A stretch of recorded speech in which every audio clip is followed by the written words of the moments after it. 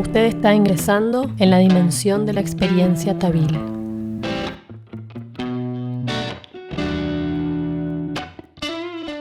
Bienvenidos a un nuevo capítulo de este podcast. Hoy tenemos con nosotros a la gran psicoanalista Elizabeth Barral, o como le decimos los amigos, ya que es una amiga de la casa, Eli Barral, quien está en el segundo encuentro, segunda entrevista que tenemos juntos en este espacio. La vez pasada hablamos de Joyce, de la escritura, de la letra en el inconsciente, de qué hay en un nombre. Gran episodio, lo tienen que ir a ver. Y hoy la tenemos de vuelta acá, recién llegada de viaje, para hablar acerca del super yo. ¿Así lo introducirías? No sé cómo lo introducirías, Eli.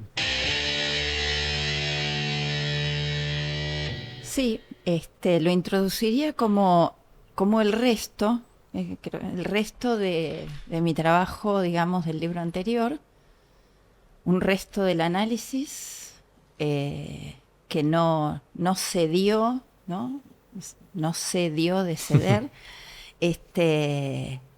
o al menos quizá me di cuenta, ¿no? Que estaba ese resto luego, digamos, de finalizadas mis sesiones, no sé si eso finalizó el análisis, pero bueno, coincidió con el libro, o sea, de alguna manera supuse que escribir el libro y hacer todo el trayecto y el tránsito que hice con el libro, no sé si creí, en realidad así lo viví. De hecho, ahora me venía acordando en este último tiempo que cuando yo el archivo donde puse todos la escritura del libro lo había llamado Travesía del final de análisis. O sea, supuse que era así. Y bueno, y después me encontré con algunas dificultades luego del libro, con algunas cosas que, bueno, daban cuenta de que algo no había finalizado. ¿En vos mismas encontraste mí esas? Mí misma, Como sí. que dijiste, yo apuesto que este libro lo termino y siento que es un fin de análisis. Y cuando lo publicaste, dijiste, no, siento que queda un resto.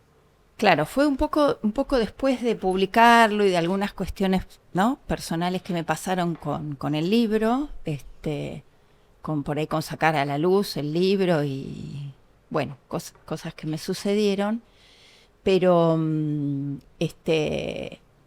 porque el libro está enraizado en una transferencia. Esto es algo que es importante decirlo. O sea, el libro, ahora que estuve escribiendo algunas cosas más, me salió cuando escribí esto de que la escritura de este libro, digamos, estaba como en el contexto de un análisis, me salió la criatura, digamos, la escritura, criatura, la criatura.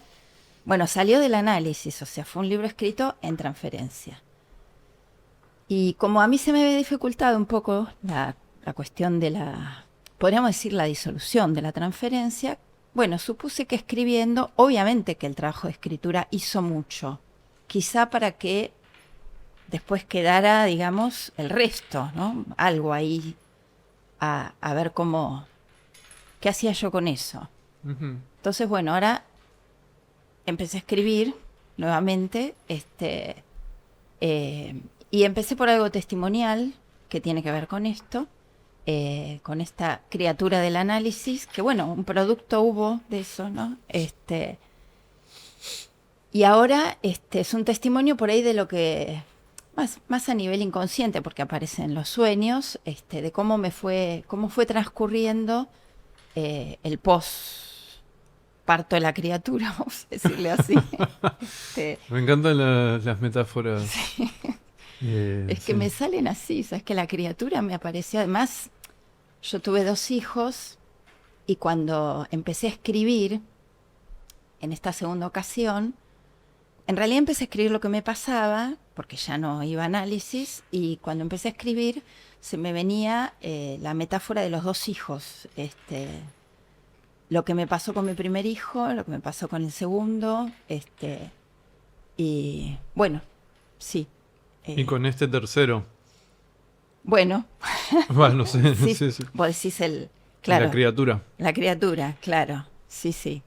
Notarán que tenemos también estos micrófonos Lo que pasa es que como el gato está en celo, desconfío que desconecten y tenemos tomando audio también de acá. Mm. Bueno, Bueno, retomamos. entonces, sí. Espera, ¿dónde estaba? Ah, bueno, vos llamaste el tercero al libro, pero yo hacía como un paralelo entre el primer y el segundo hijo, el primer y el segundo futuro libro, digamos. Claro. Ok. Que bueno, comenzó con esto del resto, que como yo te decía a vos, la sensación es un resto que no se resta. O sea, hay algo ahí que no resta. Que resta tiene la ambigüedad, ¿no? De sustraerse, pero también de lo que resta. Me acordaba de la película Lo que queda del día, Ujú. que tiene la ambigüedad de lo que queda por transitar o lo que queda de un día ya transitado. Tiene Claro, esa ambigüedad y claro. algo de esto es así un poco. Y, y bueno, la cuestión del super yo la abordé en el libro anterior, sobre todo a partir de todo el tratamiento que hace Joyce sobre la voz, ¿no? Sobre el objeto voz. Pero ahora me daba cuenta, pensando un poquito en la charla con vos y en esto que estuve escribiendo, que me pasó de reabrir el libro, que no lo hago habitualmente, para ver que había escrito un poco sobre esta cuestión, porque yo lo trabajé. Y claro, en el libro yo decía, pero qué claro que está esto, ¿no? Esto está muy claro, esto va por acá, aquello va por allá. Pero decía, ¿y qué hago ahora otra vez empantanada, como entrampada o enredada en el mismo tema? De hecho, me fui al sur, me fui al Tronador, y el Tronador me remitía a Joyce, al trueno, bueno, o sea, pero bueno, la idea es como darle una vuelta. Se me ocurrió una metáfora escribiendo, que es hay un libro de Leonardo Lewson que se llama Seguir la huella antes que se desvanezca. Y a mí me salió pensar seguir la huella hasta que se desvanezca, Está ¿no? bueno Porque eso, claro. otra vez estamos en el mismo tema, Elisa. Claro. Otra Tie- vez. Tiene resonancias freudianas, porque es como cuando él dice el mejor modo de olvidar es recordar, ¿no? Como Sí, seguir esa huella para ese olvido, ¿no? Ese desvanecimiento que corta sí, la repetición. sí. Al menos un modo, porque hay algo de la repetición que, ¿no? Que es que no cesa, pero por Mm. ahí, bueno, que se repita de otro modo, ¿no? O que aparezca de otro modo. Que algo de esa huella se desvanezca, ¿no? Y por ahí poder ir por otros caminos, ¿no? Poder tomar otras huellas. Eh, y bueno, un, un tema, sigo Sí, con sí, está un tema interesante. con el que yo ya me había encontrado y es una preocupación que tengo, porque la verdad que es una preocupación, la llevo hasta nombrar como una obsesión, que es, bueno, como delimitar o separar pulsión de super yo. Esto ya está o sea, yo lo escribí en el libro, pero a esto iba antes con lo que te decía. O sea, yo ya escribí sobre esto, supuestamente lo transité por el campo del saber, ¿no? Pero me vuelvo a encontrar con las dificultades mías, ¿no? Con el tema del super yo y con que otra vez, bueno, esto que decía antes, otra vez estoy como enredada en esta pregunta que no cesó, digamos, que no, o sea, algo de eso no alcanzó. Y contanos para la gente Sí, que, para ponerlos en tema, digamos, esto de por qué hace falta deslindar, separar pulsión y super yo, en dónde se confunden, qué trabajo hiciste en el libro para separarlos, así como para poner en contexto y ahora nos contás perfecto. Sí. Bueno, de alguna manera esto es algo que me parece importante en la manera, por ahí la diferencia quizá en este punto que estoy ahora de lo que me pasó con el libro anterior, es algo que yo te había mencionado, ¿no? En las líneas que te envié, que para... Ahora voy a de dónde viene, ¿no? Pero justamente la manera de, por ahí, de encarar ahora es por el lado de la genealogía, ¿no? Porque yo diría que ahora voy a lo que me preguntaste, Sí, sí, que en el libro anterior fue como que yo dijera, bueno, esto va por acá, esto va por allá, esto es lo otro, pero no ahondé en eso que me acabas de preguntar. O sea, ¿de dónde viene, que eso tiene que ver con la genealogía, de dónde viene que se pueda aunar pulsión y superyo? Entonces, bueno, a la genealogía no se pregunta tanto qué es algo, sino de dónde viene, ¿no? Esto lo planteó Nietzsche con la genealogía de la moral. Y el otro día escuché también una frase sobre que Foucault dice que la genealogía es una pregunta lanzada al presente. O sea, si bien uno va a de dónde viene esto, pero es hoy. ¿Por qué? Porque hoy están por ahí de alguna manera las consecuencias de una lectura o de una manera de haberlo abordado. Freud es el que hace esta ligazón, pulsión, superyo, cuando, digamos, por un lado, primero cuando teoriza la pulsión de muerte, después vienen otra serie de escritos, pero cuando en el yo y el ello nombra por primera vez, bueno, no solo al superyo, sino también al ello, ahí está una famosa frase que se repite bastante, que en la melancolía el superyo es cultivo puro de pulsión de muerte. Esto es fuerte, o sea, es una pregnancia que yo la escucho en la transmisión del psicoanálisis. Y un pequeño derivado es que a mí me resulta interesante que Freud haya nombrado en el mismo artículo, si bien él lo llamó el yo y el ello, él nombra el ello por primera vez, que lo toma de Grodek, y el superyo, que si bien... Que no lo pone en el título. ¿Cómo? Que no lo pone en el título al superyo. No.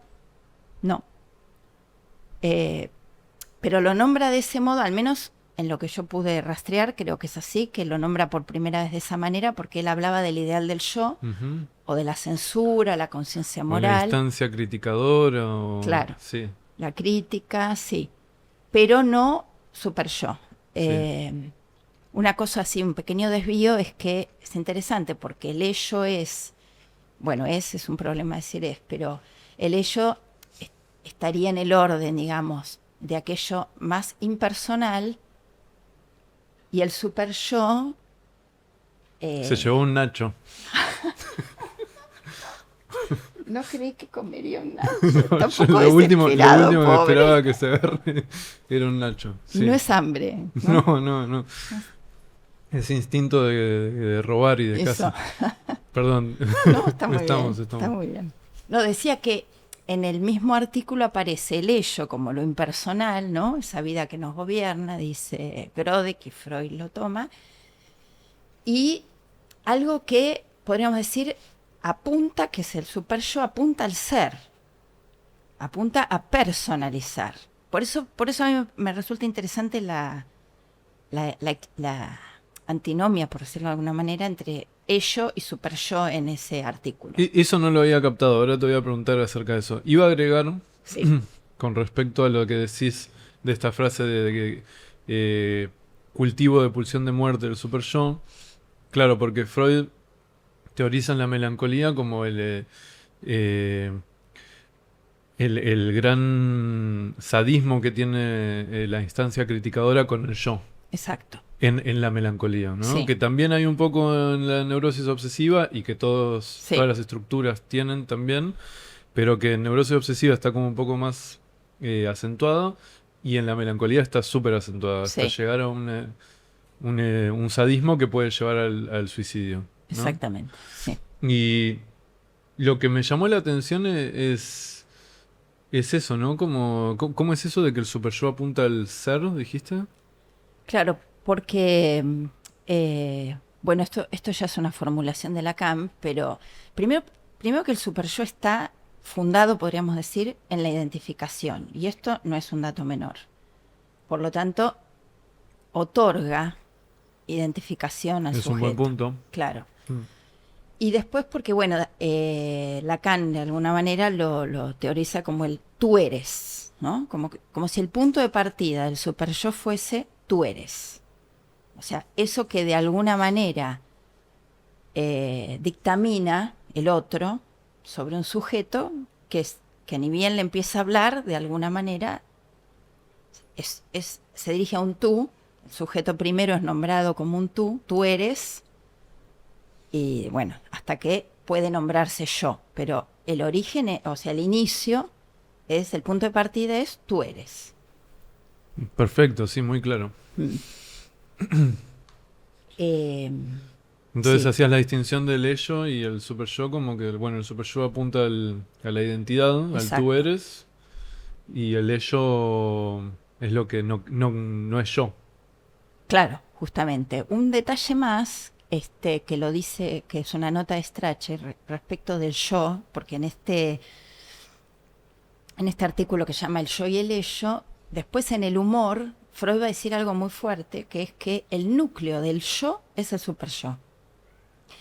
Que no lo había No me dicho, acordaba de esa frase. claro, lo puntúa Strachey, ¿no? Que ahí, ahí en el yo y el ello, el núcleo del yo es la percepción conciencia, pero que en el humor dice esto, que el núcleo del yo es el super yo y que a veces se confunde.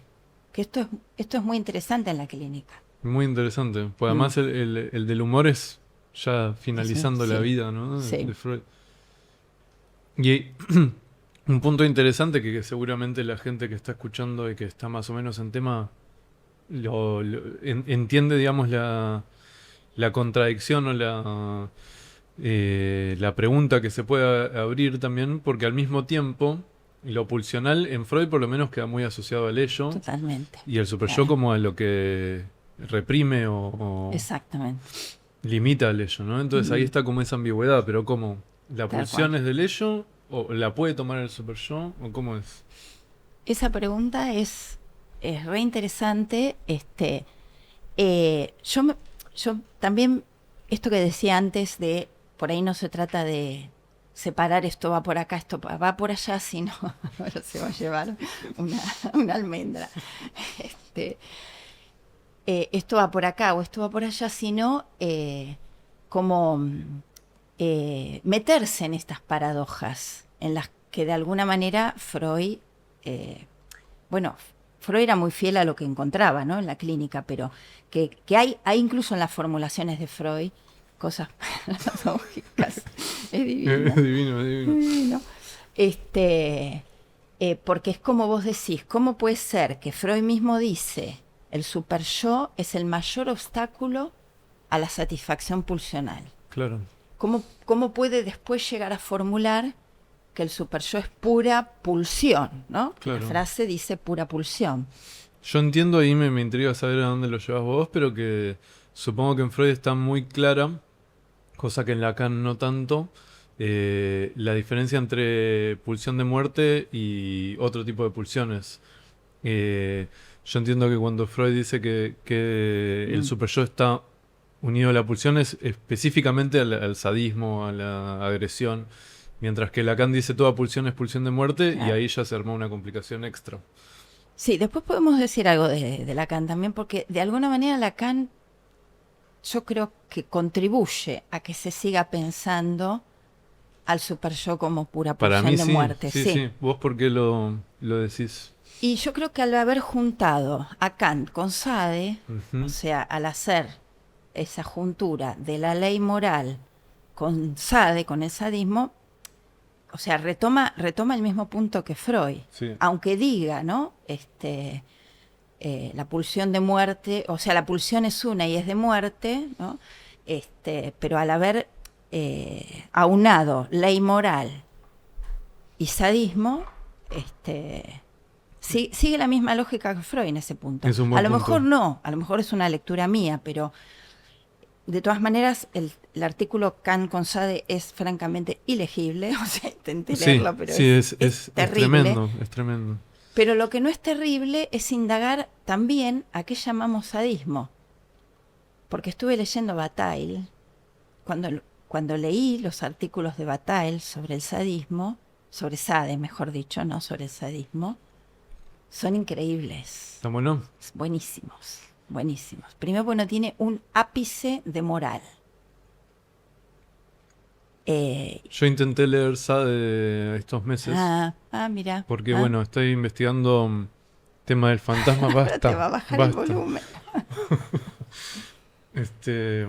A ver, ¿Querés participar de los controles vos? Bueno, estoy investigando el tema del fantasma, ¿viste? Y Kant con Sade es un texto importante para pensarlo también. Y me puse a leer a Kant y a Sade. Qué bien. Sí. Y Sade me hizo mal leerlo. No, me pareció aburrido, como se suele decir que es aburrido. No me parece una escritura rica, ¿viste? Ni como destacable artísticamente, ni nada por el estilo. Pero me hizo mal como tanta defensa del mal. Me hizo mal. Me hizo mal. Claro. Sí, me empezó como a hacer sentir que hay gente que piensa así, que no sé si la hay, digamos, tan así como dice Sade en Filosofía en el Tocador, que era el que yo estaba leyendo.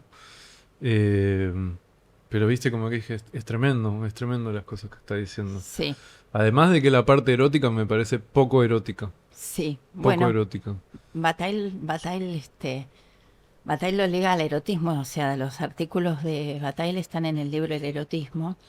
Bueno, yo lo leí el libro del erotismo. Estaba bueno. Claro. Pero lo leí hace tanto que no me acordaba que hablaba de eso. O sea, él tiene, la mitad del libro es sobre el erotismo, sus postulaciones, su manera de entender el erotismo y la ligación que tiene el erotismo con la muerte, y que en última instancia el erotismo confina con la muerte. La muerte del ser, hay que entender bien eso, ¿no? Porque él plantea que lo que sucede, ¿no?, en el erotismo es que hay un...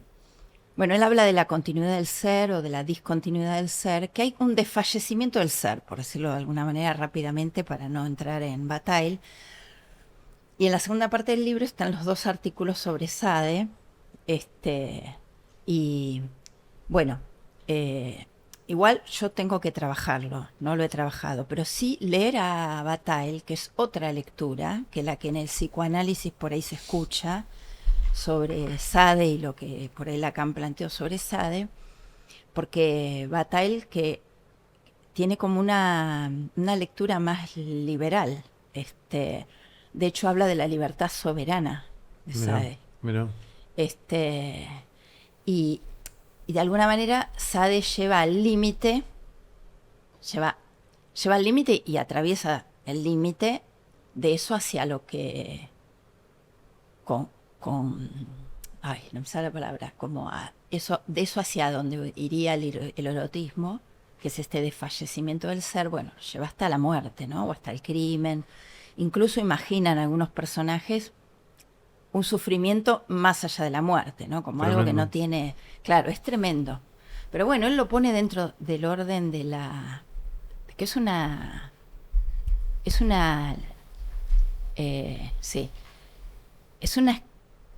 una literatura aburrida, pero no deja de ser del orden de la literatura.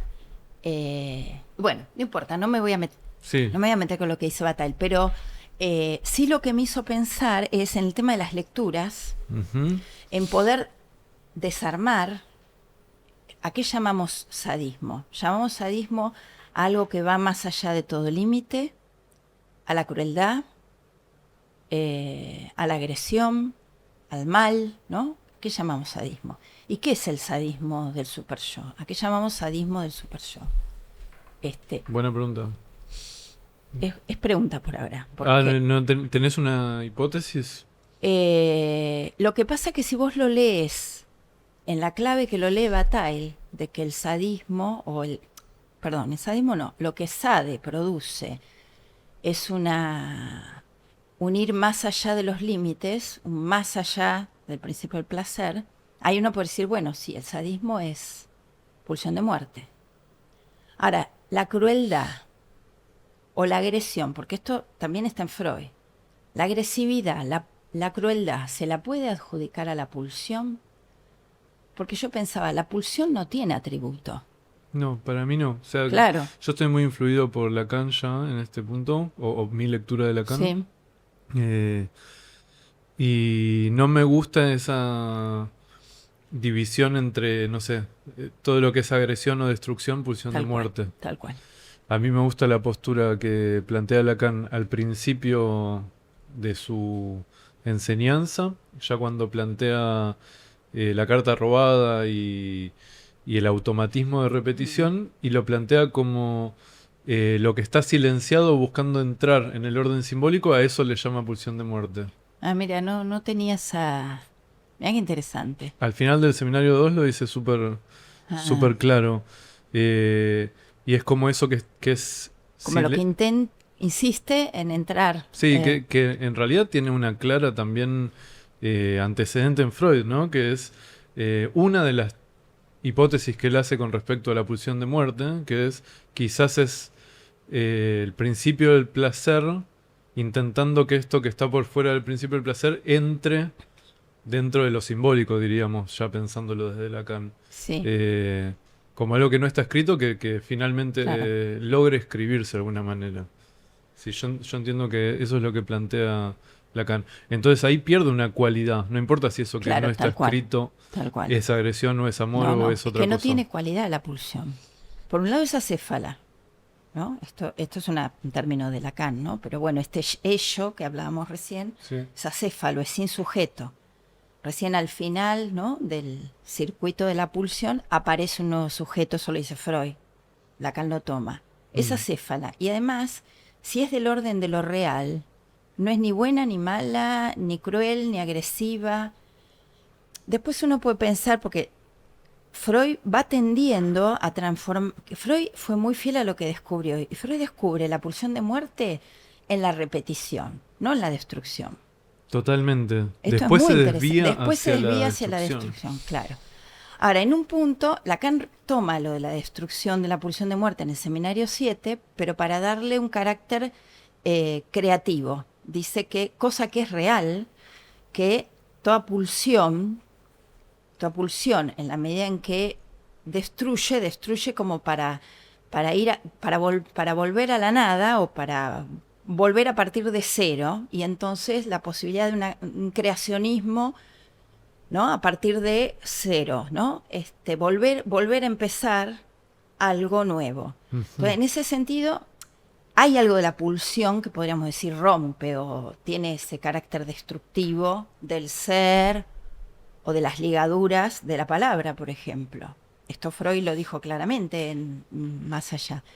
Pero después ya leer todo fenómeno violento, agresivo, destructivo o cruel bajo la égida de la pulsión de muerte me parece que es un problema, porque es, insisto, ponerle atributos a algo que no lo tiene. Y el ello es lo menos atributivo, está fuera de lo atributivo y de lo predicativo, digamos. Sí, Me coincido con tu lectura, sí. Me parece como un reduccionismo muy eh, básico, ¿no? Como volverlo algo medio rudimentario, como decir, como bueno, hay destrucción y amor, o no sé cómo claro. llamarlo, sí.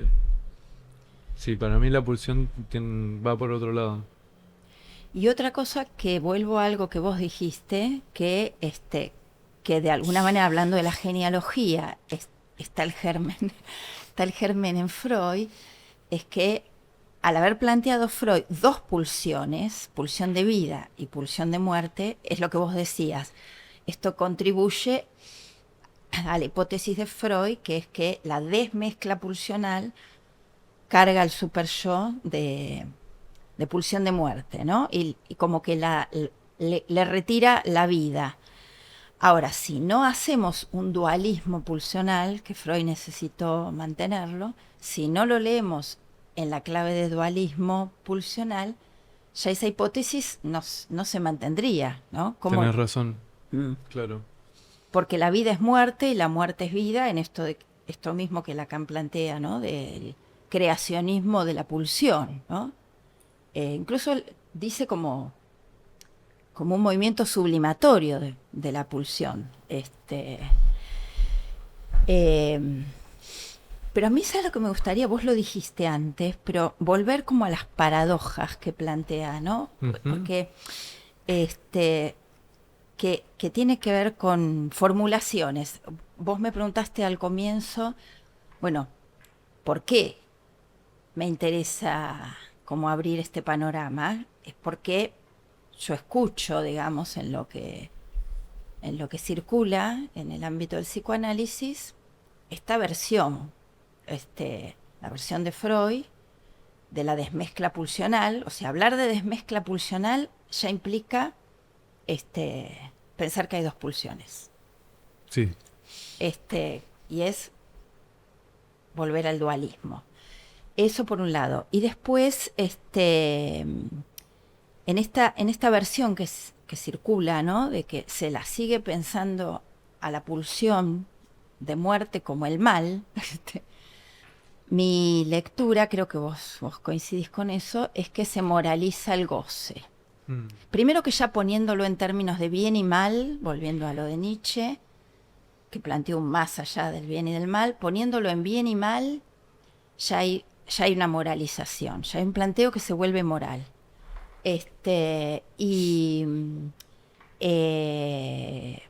Entonces, esto que yo decía, se moraliza el goce y se condena un poco a la pulsión. Pero esto es muy fuerte para mi gusto en la transmisión, en lo que circula el psicoanálisis. Sí, goce y pulsión está como visto como ese mal que insiste. Tal cual.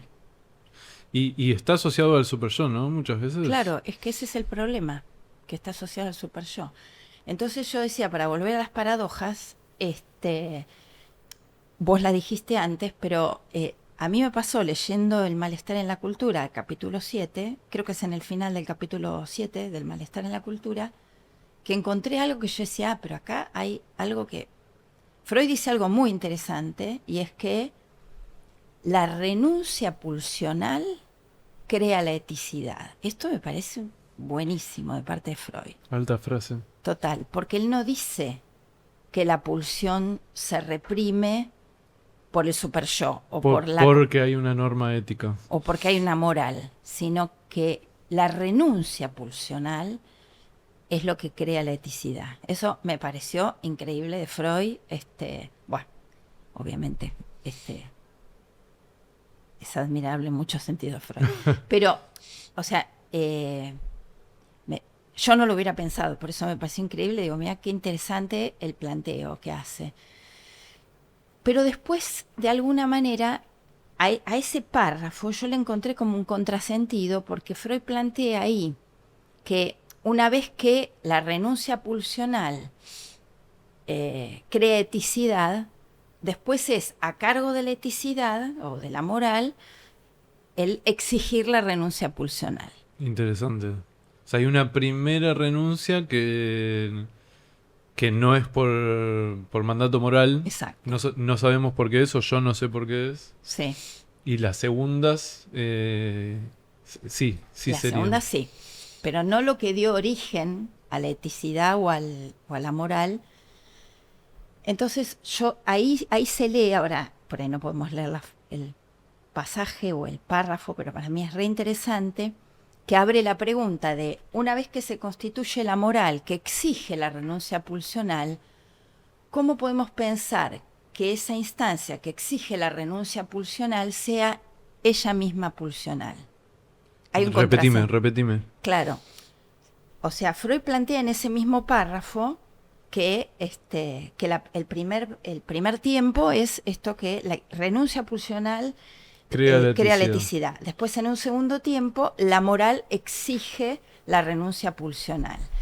Entonces, si la moral exige la renuncia pulsional, ¿cómo podemos pensar que la moral, el super yo, sea pulsional? Ahí hay un problema. Sí. Sí. No puede ser que la pulsión exija la renuncia a la pulsión. Exactamente. A menos que haya un dualismo pulsional. Bueno, que es eso, claro. Ahí Sí. hablando de la genealogía, Sí. si uno, si uno parte, digamos, de esta, porque lo que Freud va a decir es que es es el sadismo el que alimenta al super yo, ¿no? Toma a su cargo, que yo creo que el sadismo no es la pulsión de muerte. O sea, Sí, a mí me gusta esa lectura. claro. Yo creo que es un tratamiento de la pulsión que tendría que tener mejores términos y más investigación para poder fundamentar esto, pero como te decía antes, si uno lee a Sade en eso que va más allá de los límites, sí uno puede decir el sadismo, expulsión de muerte en el sentido de que no le importa el bien del sujeto, no le importa el otro, porque una de las cosas que se remarca mucho de Sade es que no hay la apatía, digamos, no importan los afectos, ¿no? Hay algo ahí que se satisface más allá del otro, del semejante. Bueno, Sí. en un sentido uno va a decir, bueno, la pulsión la verdad que se satisface sin importar el bien del sujeto. Esto lo descubrió Freud, ¿no? O sea, la repetición busca satisfacerse o busca la satisfacción independientemente del bien del sujeto. En ese sentido uno puede decir, bueno, el sadismo sí se lo puede relacionar con la pulsión de muerte. Ahora, la crueldad ya me hace ruido. La crueldad ya ahí, ¿Qué te hace ruido de la crueldad?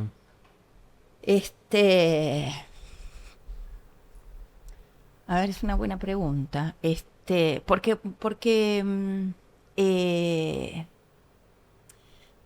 Porque quizá la crueldad, ahí sí aparece el imperativo categórico, digamos, en la crueldad. Ahí sí aparece, digamos, el mandato, no importa qué. Porque ahí viene, fíjate cómo ahí se junta, ¿no? Si uno dice, bueno, la pulsión sí satisface, no importa el bien, pero un poco el imperativo categórico tampoco le importa, ¿no? O sea, es un imperativo que debe cumplirse Ujú. a costa del sujeto. Yo creo que eso forma parte de algo que termina confundiéndose, digamos, ¿no? O sea, que termina aunándose. Ah, ok. O sea, vos decís que la crueldad está en eso de que más allá del sujeto, digamos, como no lo considero el sujeto, esto se tiene que cumplir. Como que es el imperativo categórico Sí, kantiano y ahí se aúna con el sadismo en tanto no importa el claro, sujeto. claro. Pero además la crueldad, me parece a mí, no lo trabajé esto, son ideas, Sí. pero la crueldad, quizá porque yo también lo moralizo, me parece que hay como una intención de hacer el mal. Y, claro, Cosa bien, que está buena el esa imperativo distinción. categórico no tiene No, intención, la ni la intención es pulsión. hacer el bien. Si hace sufrir al sujeto, es un efecto colateral de Claro, intentar hacer el bien. claro, Pero otra cosa es exacto, el eso, gozar exacto, de hacer el mal. exactamente. Por eso hay que leerlo mejor a Sade, porque al menos en lo que transmite Bataille, dice que no le importa el sufrimiento del otro. No le importa en el sentido que no es eso lo que busca. Eso dice Bataille, por eso digo, yo lo tengo que leer mejor, pero no es que busca eso, no es que, porque me parece que la Tenés crueldad sí razón. busca el dolor, Cuando ¿no? uno dice sadismo, Claro, yo por lo menos lo digo en el sentido de alguien que goza exacto, haciendo sufrir. con el objetivo de hacer sufrir al Sí. otro. Mm. Yo también leo la crueldad, sí. Claro. Este, y, y bueno, y después hay otro punto que tiene que ver con esto que estamos diciendo ahora, que también de alguna manera podemos encontrarle como la contradicción, que es, acá ya más en términos de Lacan, el super yo prohíbe el goce y ordena gozar. Buenísimo. Sí, la iba a traer. La iba Ah, a traer. claro. Sí. Sí, porque Lacan, esa frase que la repite un par de veces en su obra de El super yo ordena gozar, es súper conocida y donde más para mí Yo se quisiera aúna. ver cuántas veces la nombra. Yo conozco ¿Cuántas? una en el seminario 20 Sí, y me suena que hay otra. Pero sí, una es anterior. Creo que sí, me parece que es en el sí. seminario 10. O sea, Claro, que el super-yo ordena gozar, me parece que, no lo rastreé, pero me parece que está, creo, en el seminario 10, o puedo estar equivocada, pero como uno puede decir, bueno, en los primeros años de su enseñanza. Pero la del 20, es compleja la del 20, porque yo creo que Lacan no dice ahí, el super-yo ordena gozar. Ahí dice, el super-yo dice, goza, y el sujeto responde, oigo, ¿no? Es verdad. Entonces invita Lacan en ese juego que hace a la mejor arma que tenemos para el super yo, que es el equívoco. Porque en realidad en el 20 Lacan hace un equívoco entre la orden del super yo y lo que el sujeto dice. Para quienes no sepan, Sí. gozar en Sí. francés, Bueno. no lo sabría pronunciar bien, capaz vos Yo lo tampoco. No. Suis, Sí. sería muy bien que lo gozar, digas. es homófono de Yo oui. Exacto. Suis. Yo Oigo. Por eso Claro. juega con ese equívoco Claro. Lacan. Sí. O sea, juega con ese equívoco que es muy interesante porque, además de que está el juego del malentendido, Sí. el super yo es del orden de lo que se oye. Entonces, eso también lleva como a un equívoco en creer, me parece a mí, o sea, es una lectura posible. En decir, bueno, claro, el super yo dice goza y el sujeto obedece y dice yo oigo. Esa sería una forma de entenderlo. Esa es una forma de leerlo, de entenderlo, es una forma también de que esto tenga efecto en la clínica, leer la clínica así, o sea, el super yo manda y el sujeto dice yo oigo, obedezco. Es una posibilidad, pero si uno lo lee desde que ahí hay un equívoco, porque el super yo dice una cosa y el sujeto lee otra. Esa es otra forma de leerlo. Claro. Otra forma de leerlo. Claro. Vos sabés que una cosita que es importante, pensaba que en las compulsiones es donde más se confunde qué cosa es orden del super yo, qué cosa es pulsión, ¿no? Sí. Y si rastreamos en el origen en el texto del hombre de las ratas, es muy interesante algo que yo lo había olvidado, o no lo recordaba, que, bueno, él va a consultarlo a Freud porque por lo que se le arma luego de la pérdida de los quevedos, de los lentes, bueno, que realmente es un dislate lo que arma. Es típico de los obsesivos que puedes hacer una película cómica de enredos. Pero lo interesante, lo más interesante me parece, que yo no me había dado cuenta, que es que él pierde los quevedos y el capitán cruel le dice, tú debes, ahí viene la frase del super yo, tú debes devolver 380 coronas al teniente A. Sí. Después que él arma todo ese delirio y lo primero que dice el sujeto ahí es, no cumplo. O sea, lo primero que aparece del lado de él es, no voy a obedecer esta orden. Entonces después se arma el típico movimiento de dos de sucesiones de orden y contraorden que hace el Sí. obsesivo, que es, tú debes, no cumplo, no obedezco. Pero la primera respuesta del sujeto, eso es interesante, es, no voy a cumplir con esta orden. Bueno. No me acordaba, ¿cómo es que él no cumple con esa orden o que se le ocurre no me acordaba? Es la primera respuesta que él ¿Lo da. que se le ocurre o...? Sí, es como la primera respuesta impulsiva, podríamos decir, es, no voy a cumplir esta orden. Entonces, arma todo un delirio Ujú. para ver cómo, porque ahí no me acuerdo bien si en el medio hay todo un lío para que él le pueda devolver al teniente A Sí. las 380 coronas. Sí. Entonces, Pues yo me acuerdo de esto, que en realidad él sabe que no lo había pagado A. A eso lo había pagado B. No, lo había pagado la empleada tenés del razón, correo. la empleada del correo. A ese punto Pero iba. él tiene que cumplir. Eso. ahí está. la orden de Exacto. que le tiene que pagar Exacto. a. Entonces él dice, yo le pago a, pero vos a pagale a la empleada del correo. O sea, cuando Sí, arma todo ese delirio es para cumplir con la orden del capitán. Pero lo más interesante, que Freud lo dice después, es que él supo desde el comienzo que el teniente estaba equivocado, que había sí, un error. sí. Eso me parece genial. Eso es tremendo. Eso es genial, porque ahí viene la cuestión de equivocar la orden o que la orden esté equivocada. Y él sabe, pero el teniente cruel, ¿no? El capitán cruel, perdón, el capitán cruel, el de las ratas, qué sé yo, le ordena, tú debes devolver al teniente A. Pero él sabía que eso era un error. Entonces él ya del vamos descubre el error en la orden. Esto me parece... Y la Esto me intenta parece... negar, intenta tapar Claro, el error exactamente, en la orden. exactamente. La orden no está equivocada. Yo voy a cumplir la orden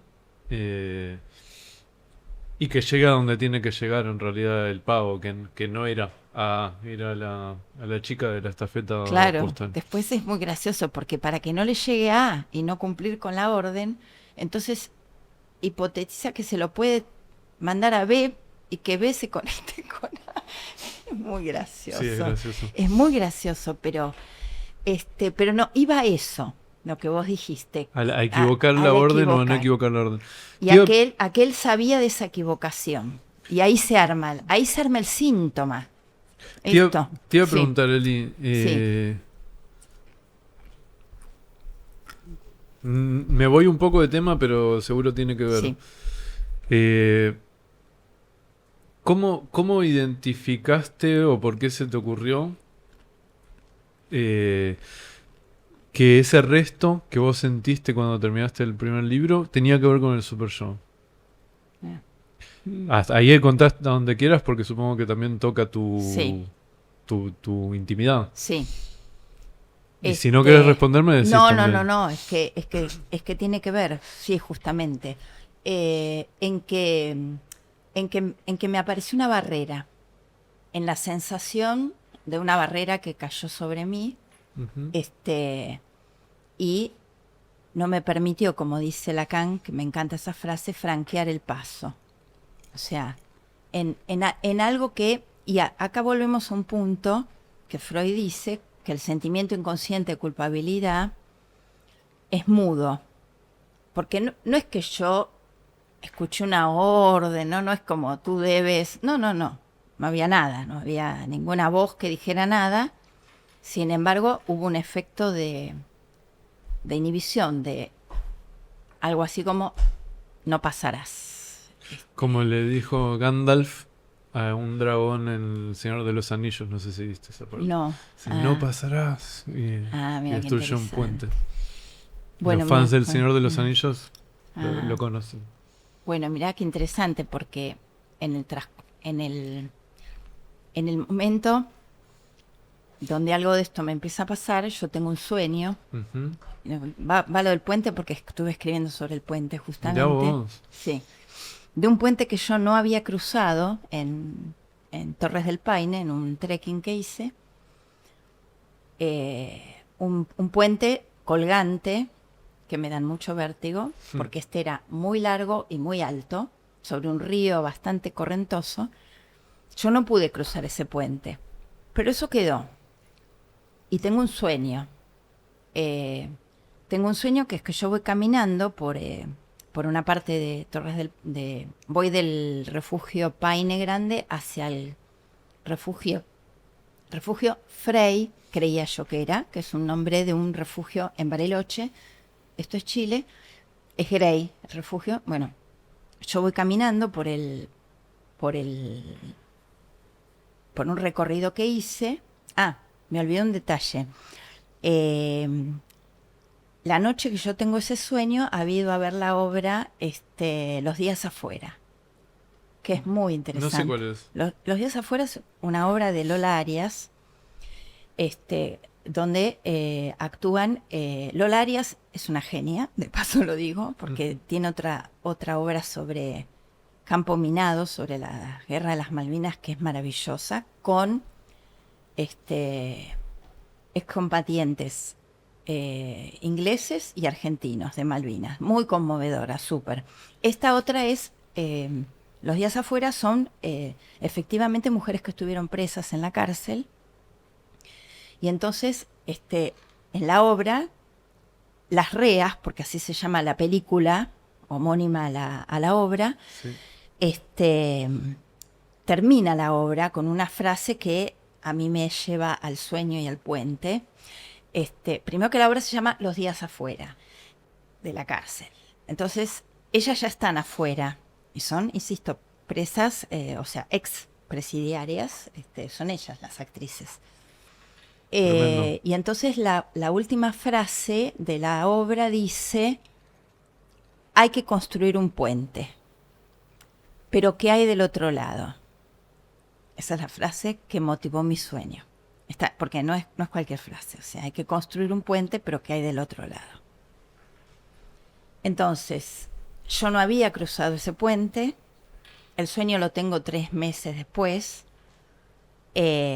Bueno, voy por el camino paralelo al lago, que yo todo el tiempo digo Frey, y eso es un resto de una interpretación de mi analista, que cuando yo efectivamente fui al refugio Frey, él leyó en clave Frey-Freud, ¿no? Entonces yo todo el tiempo, cuando hablo de este sueño, digo el lago Frey o el refugio Frey, pero en la realidad es Grey. Entonces voy caminando y miro hacia un costado para mirar los témpanos que efectivamente hay en el lago. Y cuando vuelvo a mirar el camino por el que tengo que ir, hablando de la huella que se desvanece, cuando vuelvo a mirar el camino, veo que se empieza a cubrir de agua y yo veo el sendero por abajo, pero ya estaba cubierto de agua. Entonces me doy vuelta y miro hacia atrás y ya estaba todo inundado. Entonces no podía seguir hacia adelante y tampoco podía volver atrás. Uy, qué Y ahí me tremendo. desperté. Wow. Y ahí lo primero que se me apareció cuando me despierto es: hay que construir el puente, pero no sabemos qué está del otro lado, y ese puente que yo no crucé. Wow. Tremendo sueño. Sí, fue re interesante. La única vez que volví a mi analista para después del libro y de todo lo que conté, fui por otra cosa, por la rotura de un lazo, pero me encontré contando este sueño, porque después de ese sueño yo me caigo a la semana siguiente y me rompo la rótula, o sea, No. rotura de rótula. Una semana, Rótula, rótula. roto. O sea, Ok, sí. entonces ahí, cuando fui a contar este sueño, no me acuerdo, digamos, sí me acuerdo claramente que el tema era ir a Freud, que va en la línea con esto de la genealogía, o sea, buscar las huellas en Freud, de este tema del super yo. Y después el agua que desborda, que cubre todo, la pulsión, o sea, el desborde pulsional. Yo me acuerdo que mi Ah. analista también me había hecho una interpretación alguna vez con... ¿Viste? Era un sueño que era algo así, era yo en una playa y ¿viste cuando viene una ola que antes de que venga la ola como que el agua se retrae Ah, sí. hacia el mar Sí. y cuando se retrae mucho es porque viene una ola grande, ¿viste? Yo por lo menos había notado eso ya Sí. de chico. Y en este era como que se retraía muchísimo. Y de repente miraba y era una ola Que te iba- inmensa, inmensa. Y me había interpretado algo también del desborde pulsional, del Claro. deseo. Sí. Fíjate Me la parece buena frase, ¿no? interpretación. También Sí. cuando se retrae, viene la ola, ¿no? Que desborda. Porque ese Sí. retraerse, también lo leo con la inhibición o con esto que me pasó a mí, ¿no? De un paso que no di, de ese paso que no franqueé, y después viene la pulsión que insiste, ¿no? Ahí te iba a decir algo, espera. Sobre el desborde pulsional. Porque, claro, uno dice desborde pulsional y parece que es mucha pulsión, ¿no? Claro. Y no es que es mucha pulsión. La pulsión en sí misma es un desborde. En esencia. Claro, porque es un exceso, ¿no? Así lo trabaja Bataille, claramente, ¿no? No es que hable de pulsión, él habla del exceso. Es verdad, Voy ahora a me servir acuerdo un de lo que poquito lo más decís. de vino. Y me da la impresión, por lo que vas trayendo, digamos que hay un par de puntos. Déjame ver cómo lo puedo articular, ¿no? Sí. Que está como este resto de inhibición, donde vos notas un límite. Barrera es una palabra linda para... Barrera, Sí. está bueno. Además tiene algo de Barral, Es verdad. ya que El me Barral convertí en que- vos. Aprendí de la mejor. El Eh. Barral que me hizo de Barrera. Eh, Qué gracioso, está buenísimo. y, y después está algo en relación a una pregunta con respecto a la pulsión y al sadismo y la crueldad. Mm. No sé bien cómo unirlo, ¿no? Pero entiendo que hay algo acerca de la crueldad y la... No sé si la crueldad y el super yo o la crueldad y la pulsión o la barrera que está en juego en lo que estás pensando. Sí.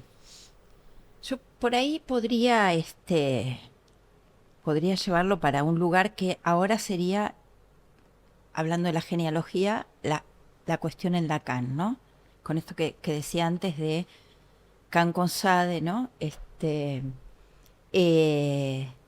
Que es la confluencia, la confluencia de la ley y el goce. Que ahí hay otro punto, ahí hay otro punto importante, no sé por qué me fui para acá, porque voy a retomar tu pregunta, pero bueno, me fui para la confluencia de la ley y el goce, que es algo que Can con Sade claramente hace confluir la ley y el goce, Ujú. pero que me parece que podemos interrogar qué ley y qué goce. Bien. Porque el goce no es unívoco, y acá viene otro problema superyoico, podríamos decir, porque el superyo pide univocidad. Entonces, si hacemos del goce, ¿no?, algo unívoco, un poco estamos respondiendo a algo que pide. ¿A qué te referís con eso de que el super yo pide univocidad? ¿O vinculado Bueno, a esto de los claro, goces? claro, porque esto es muy importante, por eso antes hablaba lo del equivocar. Eh, el- la instancia, digamos, superyoica exige obediencia. Y para obedecer no hay que malentender, porque si no, no obedeces. Un poco lo que le pasa al hombre de las ratas. O sea, ¿por qué no puede obedecer? Porque él leyó ahí el equívoco, ¿no? Que había ahí un error. Entonces, el superyo exige obediencia. Y para exigir obediencia, de alguna manera, la estoy personificando un poco, pero bueno, Ujú. no es que sea algo que tenga ese poder si no se lo otorgamos, pero pongamos que el super yo exige obediencia, que también hay que interrogar qué es eso que exige obediencia, ¿no? Uno no sabe por qué obedece. Pero para poder obedecer no hay que malentender, porque ni bien malentendiste ya no obedeciste, ya, que es lo que hacen los chicos, ¿no? O sea, Es un buen punto. claro, entonces, el imperativo categórico exige que eso no se malentienda. O sea, es esto, es imperativo. Sí, Y es así, sí. ¿no? Y no me vengas con flexibilicemos esto, ¿no? Es así. Entonces, eso por un lado, qué ley que goce, porque esa es la ley, podríamos decir, del super yo, y ahí viene el goce. Ujú. Y después hay otra ley, que es la ley del significante, que es de alguna manera la que habilita, podemos decir, el equívoco. Claro. Y otro goce. Otra ley y otro goce. Ok. Entonces, respecto a la confluencia de la ley y el goce, esto esto es lo que yo decía, yo lo había escrito en el libro, pero bueno,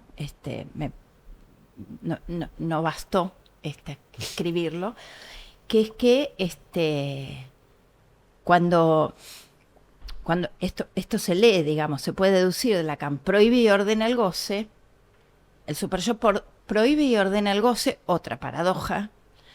Entonces, ese ordena es ambiguo también, porque ordena es que exige, ¿no? Es una orden, pero también ordena es que pone un orden. Claro. Entonces uno puede decir, bueno, el superyo exige el goce que hace falta. Que hace falta fálica, que hace falta. El superyo exige el goce que hace falta fálica. Sí, que hace falta también es ambiguo. Claro. Que hace falta porque es necesario y que hace falta... Que produce falta. Produce falta, que el sujeto sienta la falta. Y ahí hay una cosa re interesante que dice Barthes. Barthes dice, todo discurso de poder, todo discurso de poder engendra la falta, porque así produce culpabilidad. Entonces ahí está el rulo que se arma entre superyo, falta, culpa. Tema que vengo pensando mucho, sí, el Ajá. tema de la culpa, la falta, la deuda. Muy importante. Sí. A mí me salía a pensar como que hay un nudo, que vos dijiste antes, ¿por qué la renuncia pulsional crea eticidad? Porque Freud busca esa pregunta. Claro, incluso diría, respuesta. ¿de dónde viene la renuncia pulsional Exacto, ahí? claro. Y lo que Freud dice viene de la angustia.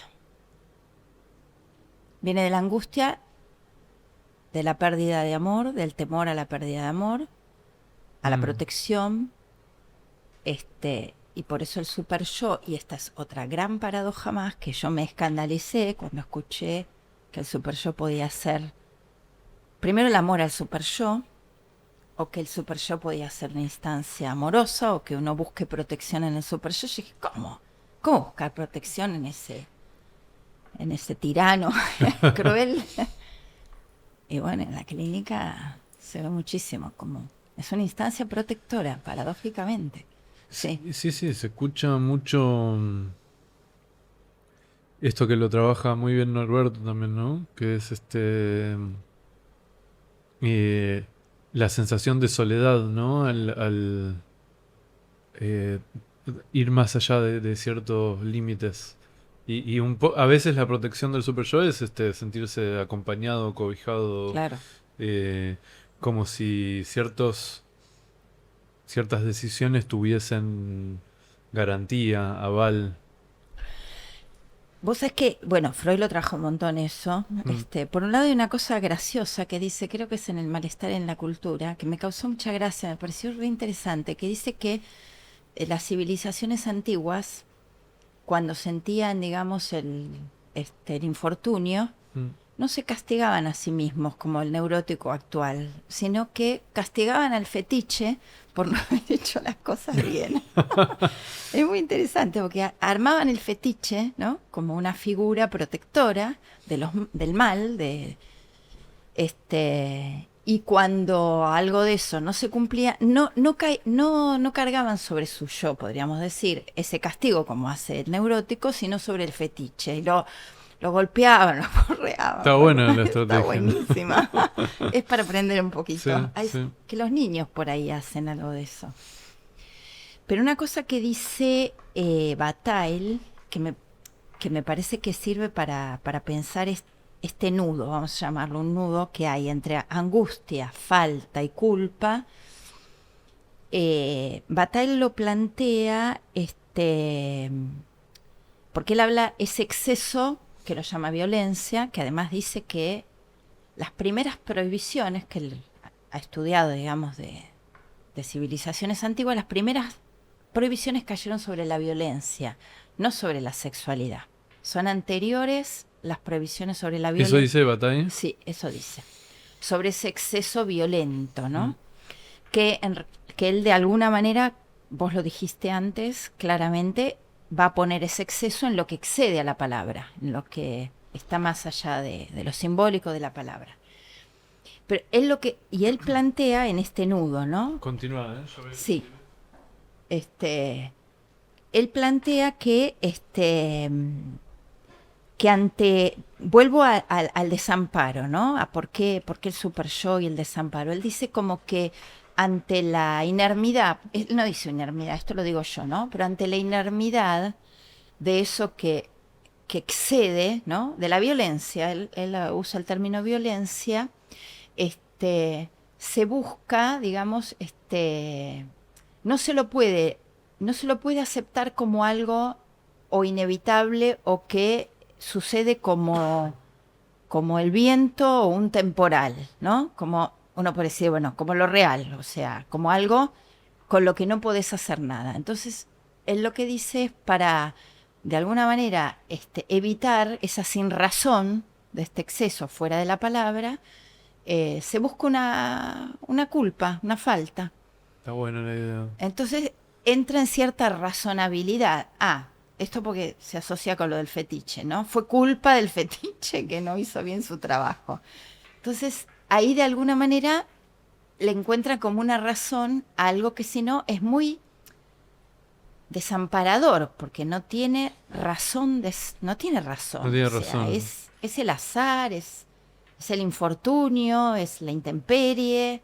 Sí, no está regido por... Exacto, no está regido por la lógica, la razón, Entonces incluso nuestro control, porque capaz nosotros podemos hacer cosas para impedir que sucedan según esa lógica, ¿no? Como, aunque bueno, la culpa sería del fetiche en ese caso.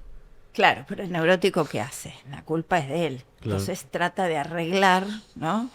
El infortunio. Claro. Porque es interesante eso, porque si hay una falta, entonces se la puede cubrir, se la puede reparar, se la puede arreglar. Si no hay falta... Estás en la nada, claro, en la nada misma. Claro.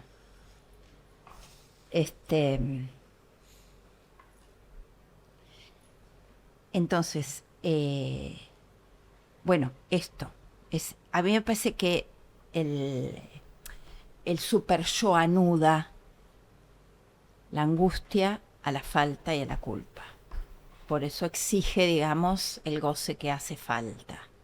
Porque hace este nudo, de alguna manera, y me parece importante la palabra nudo. O sea, que lo que primero haría el super yo sería organizar una especie de explicación de lo que sería angustiante.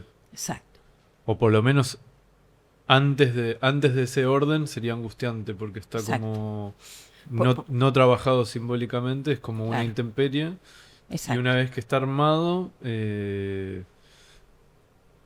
claro, es un tratamiento sobre esa nada, digamos. Exactamente. Ok, está buena la idea, la verdad.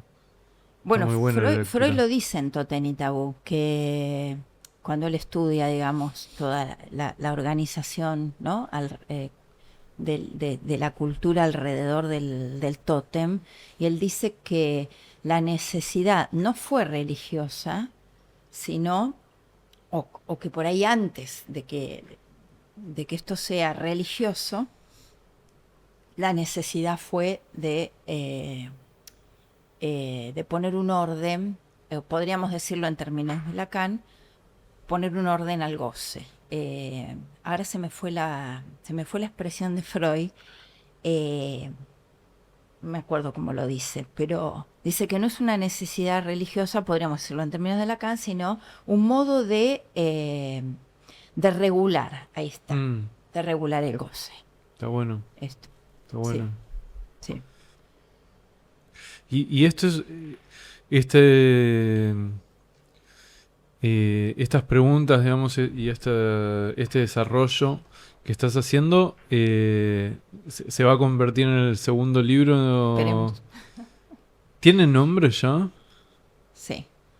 ¿Lo querés contar o lo querés guardar? Eh, bueno, lo puedo decir porque en realidad fue una invención del inconsciente, porque me salió que es antídoto al super yo. Fue una invención del inconsciente. ¿Por qué? Porque en realidad no me acuerdo ni cómo, pero estaba con la idea de los antídotos al super yo y de repente se me apareció dar vuelta este antídoto por todo Muy bueno. y porque de alguna manera la lógica por ahí del super yo responde a la lógica del todo. Pero hay otra, ¿no? Que tiene que ver con el no todo. Eh, eh, Está interesante. La verdad que el tema del super yo es un tema muy sí, importante en los análisis. Yo por mucho tiempo también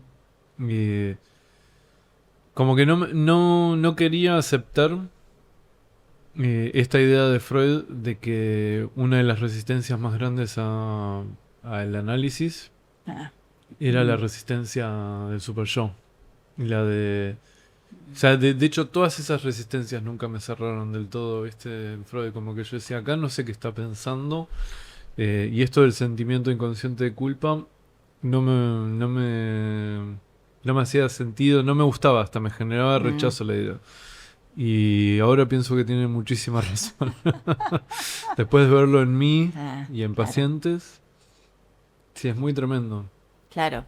Hay una cosa que, hablando de un poco lo que yo decía antes del ello y el super yo, de los atributos, hay algo que circula por ahí también en la transmisión sobre el super yo, es que como Freud dice que el sentimiento inconsciente de culpa es mudo, cosa que es verdad, o Mm, sea, se ve el efecto, pero no se sabe a qué responde, claro.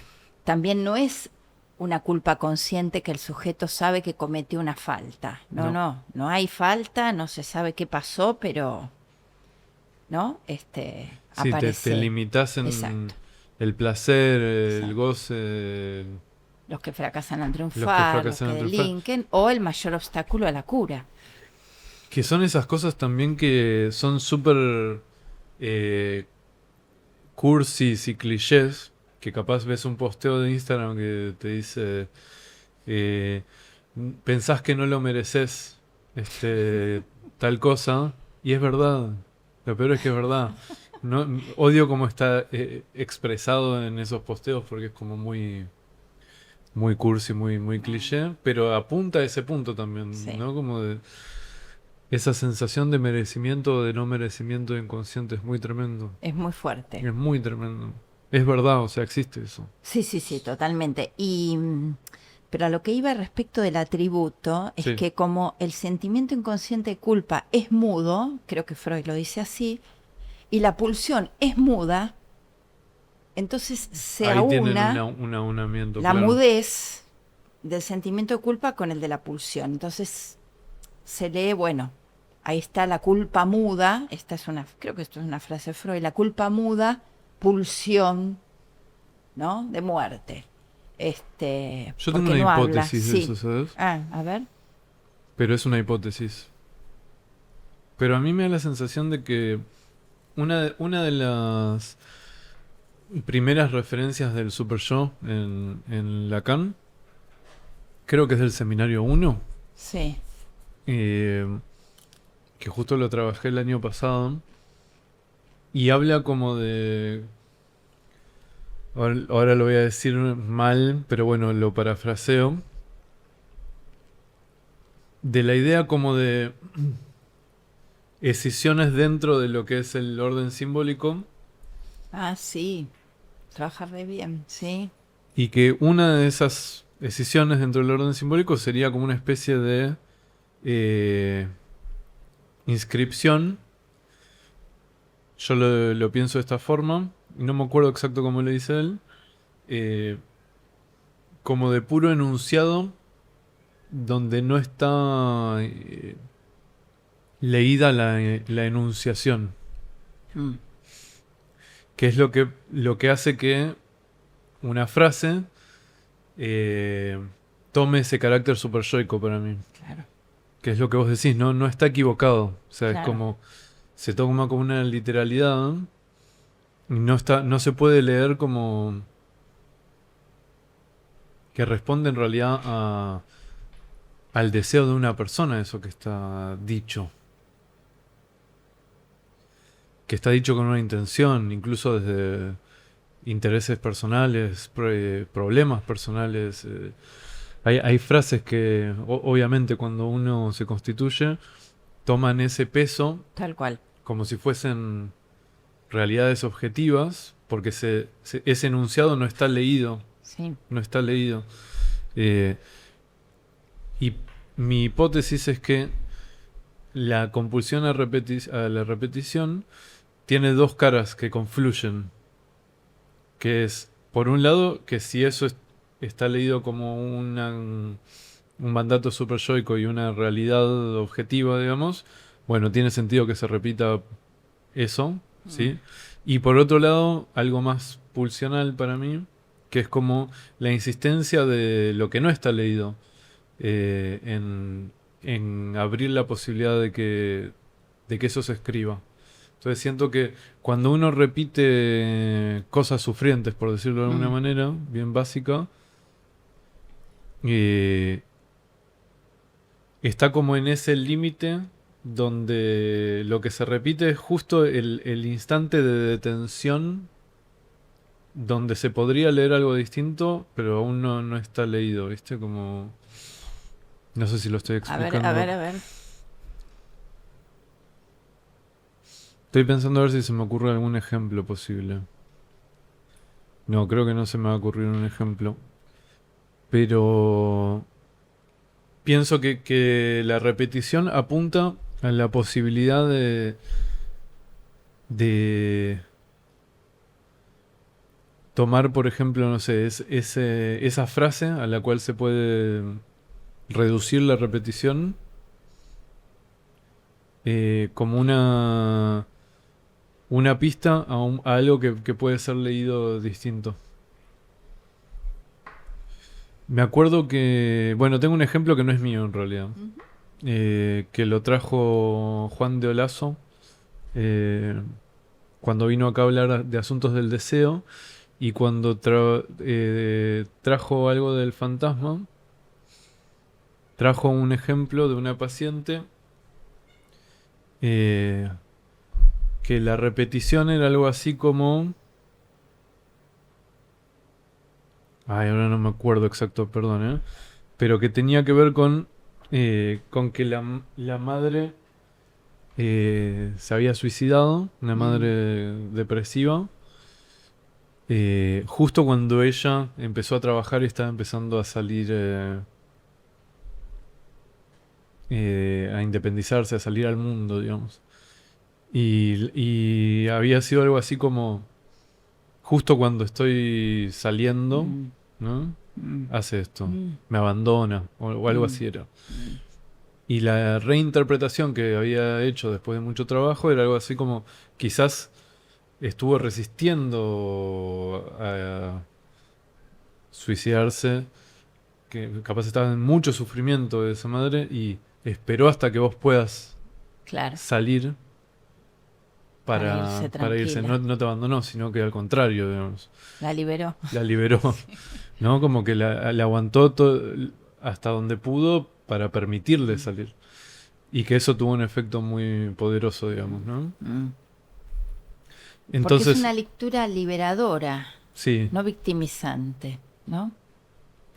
Y, No es y me hace esto para cagarme, mi salida, ¿no? O sea, porque es interesante eso, porque siempre se puede leer en una clave o en otra, ¿no? Más allá de que la lectura, la letra no tiene clave, o sea, y después el sujeto interpretará. Pero también hay ahí, ¿no? Una posibilidad de leerlo victimizantemente o liberadoramente, sí. exacto, y la Mm, repetición de justo ahora, por ejemplo, mm, justo ahora que está como en el límite de las dos interpretaciones posibles. mm. Ahí es donde yo decía, capaz la unión de la pulsión y el super yo, digo, es una hipótesis. Sí, Está ahí porque una la mantiene, pero la otra quiere Tal escribir cual. algo distinto y está Tal cual. en ese límite. Tal cual. Yo no sé si tenemos tiempo, pero Para ir cerrando, sí. para ir cerrando, bueno, yo te había contado algo, esto respecto de las dos lecturas, porque hay algo de eso que en la clínica aparece así, aparece como aunado, ¿no? Entonces, puedes hacer una lectura u otra lectura. Un analizante que escala bueno, empieza el análisis por una caída, o sea, ya se había caído 2 veces. Lo que pasa que en esta caída, después con las lecturas apareció que el susto del otro ante su caída lo asustó a él. Pero bueno, él empieza por una caída, ya había tenido otras, y él dice que escalar es aprender a caerse, o sea, la caída es algo que insiste. Entonces, bueno, él empieza el análisis por la caída, habla de sus miedos, de los lugares donde encuentra esas barreras, donde no puede avanzar, porque el miedo no le permite avanzar. Y después de un transcurso importante, meses del análisis, se cae nuevamente cuando él mismo lo dice así, estaba progresando y se cae. Se rompe el tobillo y queda inhabilitado por 3 meses de hacer todo tipo de actividad física. Entonces, ahí viene la pregunta. ¿Eso qué es? ¿Es un boicot al avance? Ahí hay una repetición, porque esto fue genial. Vos sabés que fue impresionante esto, porque yo te mandé esto. Sí, te yo lo había recuerdo escrito. el caso, Claro, digo, pero en algún lado. cuando yo te lo escribí, no había tenido la sesión siguiente a cuando él pasa esto. Respecto a la repetición que recién decías. Bueno, después de muchos meses de la caída, cuando él ya está volviendo a otra vez empezar a escalar, él dice, tengo una idea que no sé, que me vino, pero no sé qué decir ni qué pensar de esto. Pero es que las 2 veces que yo me caí, estaba empezando los séptimos, porque las rutas de escalada se llaman 6A, 6B, bueno, séptimo A, los séptimos. En los 2 casos yo estaba empezando los séptimos, pero lo interesante es que él dice, yo me caí cuando estaba avanzando, o sea, venía re bien, venía confiado, me estaba yendo bien, cuando no estaba en un séptimo, estaba en un sexto, y se cae. Pero él lo lee, digamos, en este contexto de, bueno, estoy avanzando y me caigo, me vengo abajo y voy no sé cuántos pasos para atrás. Entonces, primero está la repetición de la caída. Entonces, pero ahí aparecen los sextos, los séptimos. Entonces, cuando él dice que estaba empezando los séptimos, le pregunto por los séptimos, no se le ocurre nada. Pero ya había dicho en la misma sesión que siente que esa caída la siente como si le hubiera ocurrido en el 98. Tira así. Por decir, tirar por uno, tirar. como si fuese al azar. Y le pregunto por 98, tampoco se le ocurre nada, pero la verdad tengo que decirlo, las cuentas las hice yo. No sé cómo es que habla, no me acuerdo cómo es que habla de su año de nacimiento. Bueno, pero en el 98 vos estabas empezando séptimo grado. Séptimo grado, claro. Séptimo grado. Bueno, efectivamente era así, o sea, en el 98 él estaba empezando séptimo. Bueno, todo esto en principio no condujo a nada en la sesión más que a leer la repetición. Yo decía, bueno, uno podría leer el boicot, ¿no? Los que fracasan al triunfar o se boicotea, está avanzando pero al leer la repetición de la caída, ¿no? Y esto del séptimo, a la sesión siguiente fue un estallido, pero por Dios que fue un estallido esto es un término de Daniel Paola que a mí me encanta, el estallido del universo de discurso. Tuvo 2 sueños tremendos, pero tremendos. Bueno, impresionantes. O sea que ahí leer la repetición hace que algo estalle, o sea que la repetición ahí de alguna manera anudaba algo que cuando es leída se abre todo, se abre el universo simbólico. Ujú. Bueno, los sueños y yo. Justo hoy, cuenta que hizo el filo, ¿no? Esto es otra cosa genial. Hizo el filo, una travesía que no era exactamente escalar, pero era un filo, hacia el filo del Cerro López. Y entonces tuvo mucho miedo a caerse, pero llevó sogas, porque el amigo que fue con él quería pasar el filo, de hecho lo pasó sin sogas, pero él quiso atravesar el miedo, pero no poner en riesgo su vida. No fue un acto de autodestructivo, no, digamos, ¿no? Aunque también es para leerlo autodestructivo. Pero sí quiso destruir el miedo, vamos a ponerlo destructivo. Entonces hace el filo, bueno, logra la cumbre, bueno, dijo cosas hermosísimas sobre lo que le pasó con eso, pero esa noche sueña 6 o 7 veces, si lo dice, que está en el filo y se cae. 6 o 7 veces se despertó soñando que se caía. O sea, ahí hay una insistencia de la caída, que bueno, después la lectura que hizo fue entre el 6 y el 7. Entre el 6 y el 7. Muy interesante la lectura de la caída, pero bueno, digo, por esto que vos decías de la repetición, ¿no? Parece interesante tomar esa repetición y abrirla a la lectura. ¿Qué hay en el 6-7? ¿Qué hay en la caída? ¿Qué insiste? ¿Qué insiste ahí? ¿Qué insiste en la caída? Después hice una lectura hermosa porque asoció con Sandman, que es un cómic del dios Morfeo, el dios de los sueños, que no me acuerdo bien cómo era, pero como que alguien que está por lanzarse o dar un salto, o sea, la caída de tirarse, lo detiene Morfeo, creo que, no me acuerdo bien cómo lo contó, pero que había 3 posibilidades. Una era caerse y despertar, otra era caerse y morir, la otra era volar. Tremendo. Él estaba en la de caerse y despertar porque fue lo que le pasó 6 o 7 veces esa noche, que ahí sí hay algo interesante porque él ya no se cae, ¿no? Ya no cae su cuerpo, ya esto aparece en un sueño, que es totalmente. Un progreso simbólico, podríamos decir. Claro, es un síntoma y no es una repetición. O un pasaje al acto, claro, sé, sí, ¿no? claro. Por decirlo de alguna Sí, manera. Es sí. cierto. Hay un pasaje interesante, pero yo creo que el pasaje lo habilita a la lectura. O sea... Sí. No, está buenísimo el ejemplo y me intriga, supongo que ya me contarás en algún momento si tu lectura es correcta, que todo parece indicar que hay algo ahí. ¿Qué pasó en 7º grado o 6º grado en ese pasaje?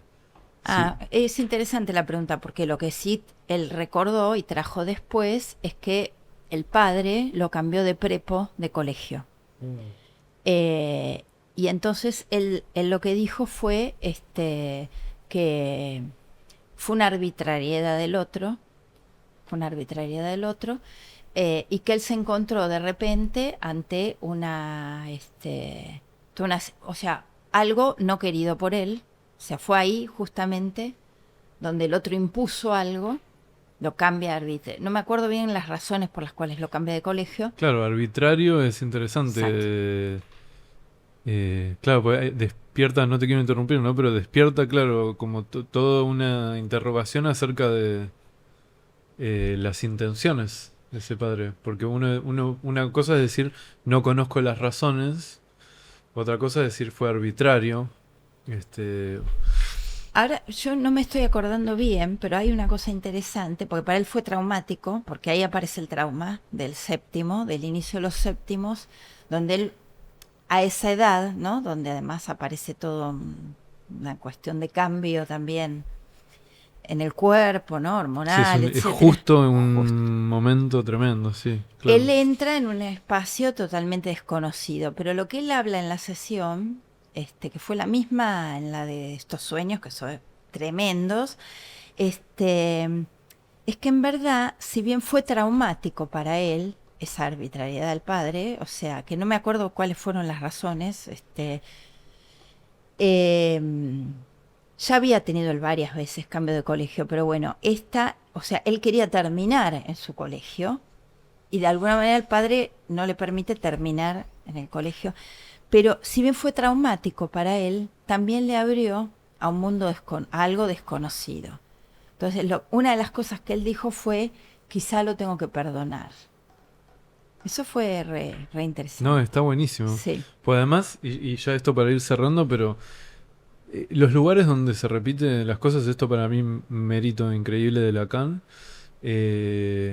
siempre terminan tocando como una interrogación acerca del deseo del otro. Sí, totalmente. ¿Viste? Sí. Acá se ve súper claro que es Totalmente. como... Evidentemente el cambio del colegio fue traumático para él por 1000 razones, pubertad y qué sé yo, pero hay algo muy interesante que probablemente sea central, pienso yo, que es entender la razón de la decisión del padre, digamos, el deseo de ¿por qué hizo esto? ¿Qué quería? Claro. Mm. Sí. Eso Cerramos. siempre es una pregunta. El deseo, ¿no? El deseo del otro es un enigma, es una pregunta. Bueno, cerramos acá, Dale, ¿te parece? cómo no. Eli, Perfecto. un placer hablar con vos como siempre. Gracias, Mati. Muchas gracias por la invitación. Un placer también dialogar con vos, que sos muy abierto y alojás mucho al otro para que se pueda explayar. Gracias, Eli. Bueno. Te esperamos la próxima. Bueno, vamos. Nos vemos la próxima. Dale.